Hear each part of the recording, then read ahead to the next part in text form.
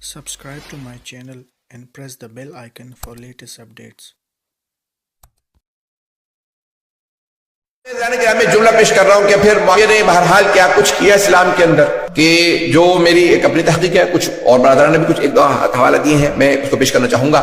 عزیزان کرام، اگر آپ اس میں غور کریں گے، یہ آج شب قدر آپ دیکھ رہے ہیں، کل رات شب قدر ہوگی، اس کو ذرا غور سے سنیے گا۔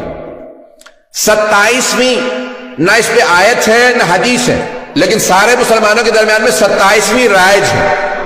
کبھی آپ نے غور کیا 27ویں کیوں رائج ہے؟ کیونکہ جب مولا کی شہادت کی خبر آئی 26 ماہ رمضان کو مدینے میں، تو سب نے سوگ منایا سوائے ام المؤمنین کے، انہوں نے خوشی منائی۔ اور پھر جب شام خبر پہنچی تو معاویہ نے 27 کو جشن کا اعلان کیا اور کہا یہ افضل ترین رات ہے، کیونکہ آج ہمیں اچھی خبر ملی ہے، اس نے خوشیاں مناؤ۔ کیوں، کیا ہوا؟ کہا علی جو ہیں وہ کوفے میں سجدے کی حالت میں مسجد کوفہ کے اندر مار دیے گئے۔ شہید تو ہم کہہ رہے ہیں، وہ تو کہتا مار دیا، کیونکہ وہ مسلمان نہیں مانتا تھا مولا کو، تو وہ باقاعدہ ممبروں سے مولا کا نام لے کے توہین کراتا تھا، تبرہ کراتا تھا 40 سال۔ عزیزان گرامی، جس نے ابھی میں نے صرف اس کے بدعتوں کا باب ہی نہیں کھولا، یہ جو ہمیں قوم مقدس میں میرے بہت بڑے بزرگ استاد کا پچھلے سال انتقال ہو گیا کورونا میں، شیخ جعفر الحادی، بہت بڑا تاریخ کا نام ہے، اور یعنی انہیں ایک ایک امام علیہ السلام پہ وہ کہتے تھے صرف امام صادق پہ میرے پاس 50 سے زیادہ کتابیں جو میں نے پڑھی، ایک ایک امام علیہ السلام، اور بعض اوقات ایک کتاب ہی 16 جلدوں کے اندر ہے، یعنی بہت بڑے محقق تھے تقابل ادیان کے اندر۔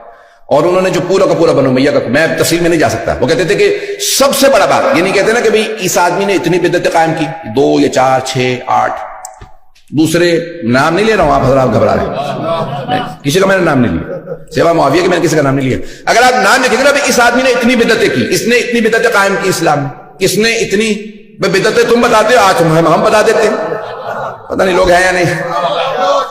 آپ لوگوں نے کہنا کہ یہ بدعتیں، تو بدعتوں کے باب اگر اٹھائیں، تمہارے استاد کہتے تھے کہ سب سے زیادہ بدعتیں اسلام میں جس آدمی نے قائم کی اس کا نام ہے معاویہ ابن ابی سفیان، سب سے زیادہ، جس کے اندر پہلی 27 ماہ رمضان کو شب قدر ڈکلیئر کرنا، دوسری بدعت قرآن سے بسم اللہ کا نکالنا۔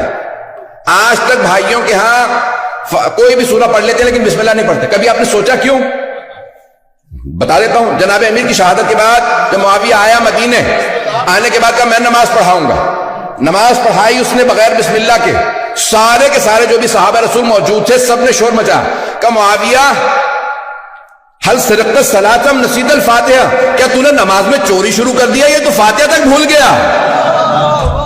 اتنا شور و غل ہوا کہ اسے دوبارہ نماز پڑھانی پڑی، اس نے دوبارہ نماز پڑھائی، اور اس کے بعد کہا میں قسم کھا کے کہتا ہوں کہ جب تک قرآن سے بسم اللہ نہیں نکلوا دوں گا تب تک چین سے نہیں بیٹھوں۔ جانتے کیوں بسم اللہ سے چڑھتی؟ کیونکہ علی کہہ گئے تھے بائے بسم اللہ کا نقطہ میں ہو۔